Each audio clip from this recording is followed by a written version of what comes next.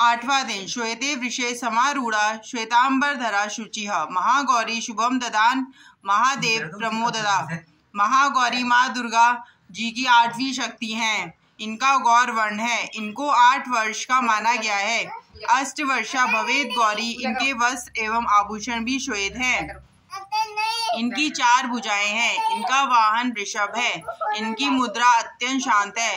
अपने पार्वती रूप में इन्होंने भगवान शिव को पति रूप में प्राप्त करने के लिए बड़ी कठोर तपस्या की थी। इनकी प्रतिज्ञा थी व्येहम वरदम शंभुम नान्यम देवम महेश्वरात्। अथवा जन्म कोटि लगी रगर हमारी बरऊं शंभु न त रहऊं कुंवारी। कठोर तपस्या के कारण इनका शरीर काला पड़ गया था। इनकी तपस्या से प्रसन्न भगवान शिव ने इनके शरीर को गंगा जी के पवित्र जल से धोया। तब महागौरी का शरीर विद्युत प्रभा के समान कांतिमान गौरवर्ण हो गया। महागौरी की उपासना नवरात्र के 8वें दिन होती है। इनकी उपासना से भक्तों के सभी पाप धुल जाते हैं। माँ महागौरी का ध्यान, स्मरण, पूजन, आराधना भक्तों के लिए सर्वविध कल्याणकारी है। हमें सदैव इनका ध्यान करना चाहिए। इनकी कृपा से अलौकिक सिद्धियों की प्राप्ति होती है। अथ 13वां अध्याय सुरत और वैश्य की देवी का वरदान। ऋषि बोले, हे राजन, इस प्रकार मैंने तुमसे देवी के उत्तम महात्म्य का वर्णन किया जो इस जगत को धारण करती हैं। उन देवी का ऐसा ही प्रभाव है। वे ही विद्या उत्पन्न करती हैं। भगवान विष्णु की माया स्वरूपा उन भगवती ने ही तुमको, इस वैश्य को तथा अन्यान्य विवेकी जनों को मोहित किया हुआ है। वह पहले भी मोहित हुए हैं तथा आगे भी मोहित होंगे। इसलिए हे महाराज, तुम उन्हीं परमेश्वरी की शरण में जाओ, क्योंकि वही देवी इस प्रकार आराधित होकर मनुष्यों को भोग, स्वर्ग एवं मोक्ष आदि प्रदान किया करती हैं। मार्कंडेय जी कहते हैं, इस प्रकार मेधा ऋषि के वचन सुनकर राजा सुरत ने उत्तम व्रतों का पालन करने वाले उन महाभाग महर्षि को प्रणाम किया।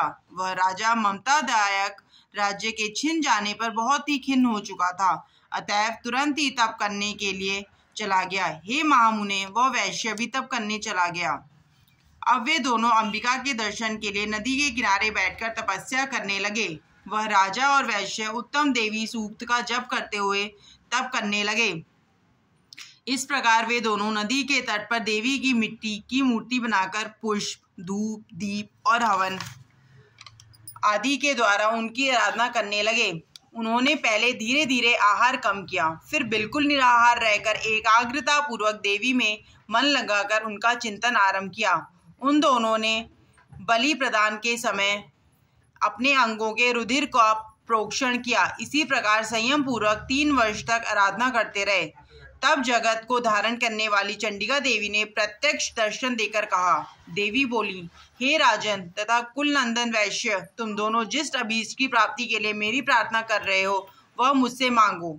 मैं प्रसन्न हूँ, अतः वह तुम्हें सब कुछ दूंगी। मार्कंडेय जी कहते हैं, तब राजा ने दूसरे जन्म में रहने वाला राज्य मांगा और इस जन्म में भी शत्रु सेना को बलपूर्वक नष्ट करके पुनः अपना राज्य प्राप्त कर लेने का वर मांगा।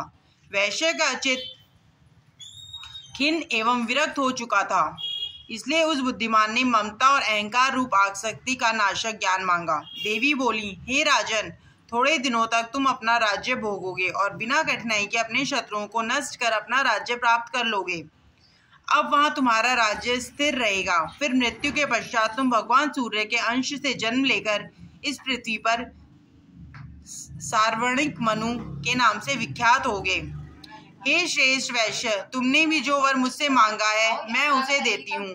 मोक्ष प्राप्ति के लिए तुम्हें उस ज्ञान की प्राप्ति होगी।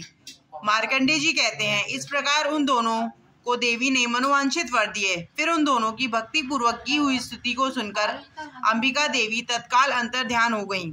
इस प्रकार देवी से वरदान पाकर क्षत्रियों में श्रेष्ठ राजा सुरत सूर्य से उत्पन्न होकर सार्वणी नामक मनु होंगे। देवी सूक्तम। भगवती बोली, मैं रुद्र, वसु, आदित्य और विश्वदेव रूप से सर्वत्र विचरती हूँ।